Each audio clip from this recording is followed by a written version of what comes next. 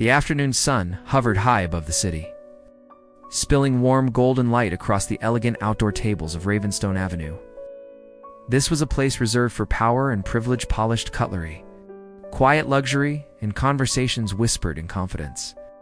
Among the diners sat Alistair Munro, a billionaire whose name commanded respect across global industries. He believed control was absolute, that nothing in life could still shock him. He was wrong. Without warning, a small barefoot girl burst into the space, her clothes torn, her cheeks smudged with dirt, her hair tangled as if sleep had never found her. Fear burned in her eyes as she ran straight toward Alistair's table. With shaking hands and a voice cracked by exhaustion, she cried out, "Don't eat that!" The restaurant froze. Forks hung midair. Conversations died instantly. Guests stared in disbelief as the child stood trembling before one of the most powerful men in the city. Security began moving toward her, ready to drag her away, but something made Alistair pause. The girl wasn't reaching for food. She was trying to pull him back from it. Her name was Talia. She was only 9 years old, and for 3 long weeks, she had survived alone, sleeping on cold concrete, searching trash for scraps, hiding from danger in abandoned buildings. Her mother had disappeared 2 nights earlier, leaving Talia with nothing but a cloth bag of stale crumbs and hope that somehow help would come. Minutes before running into the restaurant, Talia had been in the alley behind it. That's when she saw a nervous man slip out of the kitchen. He glanced around, pulled a small vial from his pocket, and poured its contents into a dish meant for the man seated outside.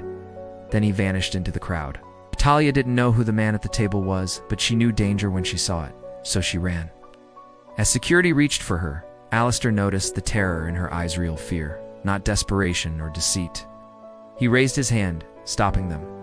The head waiter lifted the dish confidently, but moments later, his face drained of color. The bowl was rushed away. The chef emerged, shaken, confirming the food had been contaminated with a lethal substance. Silence fell. Alistair's heart pounded. He would have eaten that meal if not for a child no one wanted to notice. When asked how she knew, Talia spoke quietly about the alley, the vial, and the man. She spoke of her missing mother, of sleeping alone, of being chased away wherever she went. She didn't cry. Life had taught her that tears didn't save anyone, but her courage did. Police arrived. Intruder was identified as a former employee with a violent history. Talia hadn't just saved one man, she had protected everyone in that restaurant. When officers asked where she lived, her answer was barely a whisper, nowhere. Mama didn't come back. Alistair removed his coat and wrapped it around her fragile shoulders. For the first time in days, Talia felt warmth. He took her across the street, fed her real food, and truly listened to every detail about her mother. By evening, detectives found Talia's mother alive, trapped and injured in a collapsed storage room where she had been stuck for 2 days. When Talia ran into her arms, she finally cried. Relief replaced fear, love replaced loss. Alistair stood nearby, changed forever. That day, a billionaire learned that the smallest voice can carry the greatest courage. And a little girl who had lost almost everything found hope again because she dared to speak up. If you believe in kindness, compassion, and second chances, subscribe for kindness and support our channel, K for Kindness, where stories like this remind us that humanity still matters.